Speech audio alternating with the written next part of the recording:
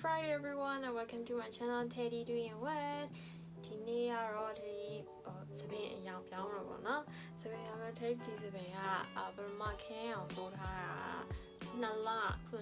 ကျော်သွားပြီပေါ့နော်2လကျော်သွားပြီဆိုတော့အပေါ်ကအရောင်တွေကလုံးဝမရှိတော့ဘဲနဲ့အောက်က bleach ထားတဲ့အရောင်တွေပဲရှိရပေါ့နော်အဲ့လိုဆိုတော့ဒီတစ်ခေါက်ကတော့အိမ်မှာနေနေရတဲ့အချိန်ဆိုတော့online ကနေပြီးတော့ဆေးမှာထားရပေါ့နော်ဒီတငယ်ချင်းစီကနေပြီးတော့ပဲဆေးမှာခိုင်းထားတဲ့သူတို့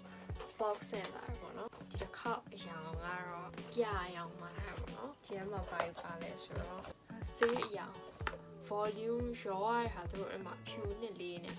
double oxygen solution နဲ့30 volume နဲ့ဟာရောရတာအဲ့ဟာဒီဝယ်ထားပါတယ်ဒါဒီနှစ်ခုရောရဆိုအောင်ပေါ့နော်နာမည်ကတော့ trend နဲ့ Japan ဆိုင်နဲ့ made in ပဲမှာလဲမသိ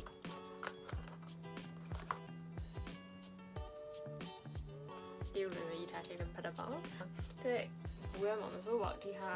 ဒီနှစ်ခုလည်းလာတာမဟုတ်ဒီလိုမျိုးဆေးရောတဲ့ခွက်တွေရောပြီးတော့ဆိုးရမယ်ဘီးနဲ့ပေါ်လေ brush လိုမျိုးဟာကာဖို့ကိုယ်ခန္ဓာကာဖို့အတွက် plastic တော့တစ်လက်တောင်ပါဟိုအကောင်အပြေးဆောင်တစ်ခိုင်းကောက်ကဘာမှအိမ်မှာရှိထားကြမလို့ပါပြီးသားဆိုဒီဟာနဲ့ထိဆိုးပါမယ်တစပေါ့ဒါမျိုးတစ်ချိုးတယ်လို့မျိုးပဲထည့်ရမယ်တဲ့ဆိုတော့ okay ပါနော်ဒီနောက်ကိုလို့ထည့်မယ်တော့ကြည့်ကြကြည့်ပဲကျေခုမှစပြီးလုပ်ကြည့်မှာဆိုတော့ပထမဆုံးတကောင်းအောင်ဆိုရပါတော့နည်းနည်းတစ်ချောင်းလောက်ကိုအရင်ဆုံးစမ်းကြည့်မယ်ပေါ့နော်မဆိုးခင်မှာအရင်ဆုံးခေါင်းဖိရမယ်လို့ပြောပါတယ်ဒီလိုမျိုးအရင်စပင်းညှိရမျိုးရှိလို့ရှင်ပေါ့နော်ညှိရမျိုးရှိလို့ရှင်ဆေးနဲ့အစမပြေဆိုးပြီးတော့ပေါ်ဆေးတင်ပြီးတော့မှဆိုလို့ရှင်အစမပြေလို့ပြောတယ်စပင်းအရင်တော့မညှိဒါမဲ့လေခေါင်းဖိလိုက်ပေါ့ဖိပြီးတော့ဆိုတော့ဒီလိုဒီက plastic နဲ့ပတ်လိုက်ချင်အောင်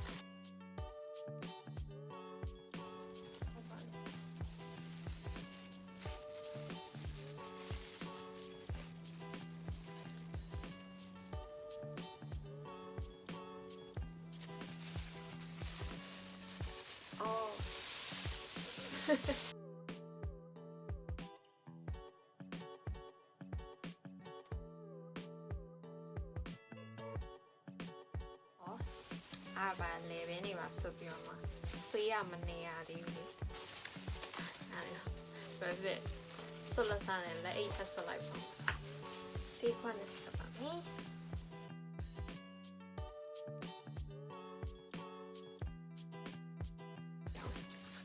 ဘယ်လောက်မရဘူ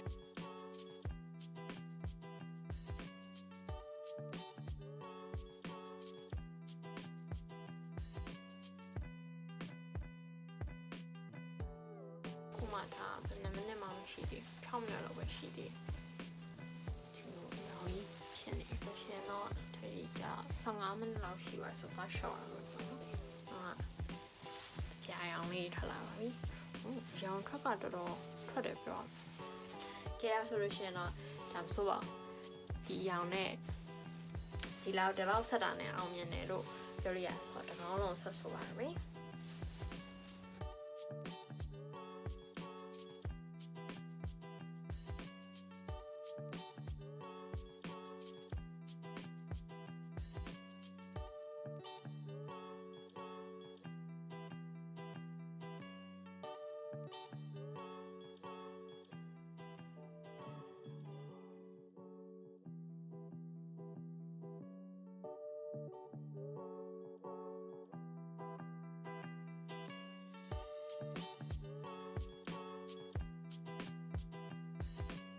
တခေါင်းလုံးဆိုလို့ပြီးပါပြီတခေါင်းလုံးဆိုလို့ပြီးတော့လက်တွေလည်းမြင်ရတာတော့မသိအပြာရောင်လေးဖြစ်နေပါတယ်အဲ့မဲ့လက်အိတ်ဆိုပြီးတော့လောက်တာပဲဒါပေမဲ့ဟိုဒီဘက်တွေချောထွက်ပြီးတော့လူမျိုးလေးဆယ်မိနစ်လောက်နေပါရှင်ကောင်းသွားရှော့ပါမယ်အဲ့တော့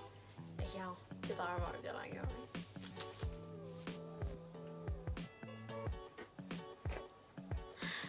ကဲခုဆိုလို့ရှိရင်တော့ dry လည်းမဟုတ်ပြီးသားပြီးတော့ဆိုရင်ခေါင်း short ပြီးတော့ပေါ့နော်ခေါင်းကတော့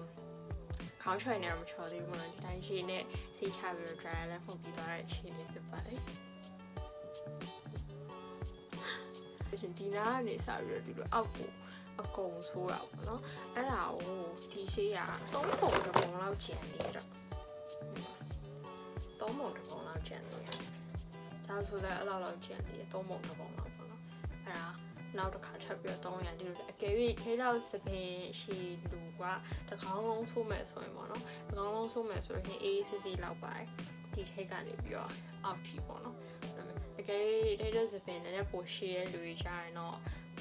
နှစ်ဘူးလောက်တော့ဝယ်ရမယ်ထင်တယ်ဒီခုဆိုလို့ရှိရင်တော့ဒီမှာစပင်အရောင်တောင်းသွားပါပြီဘောတော့ဒီလို section က4ခုခွဲပြီးဒီလိုအောက်ကဒီလိုတစ်ဖက်စီအပေါ်ကတစ်ဖက်စီအဲ့လိုမျိုးဆိုထားဆိုတော့အောက်ကဟာ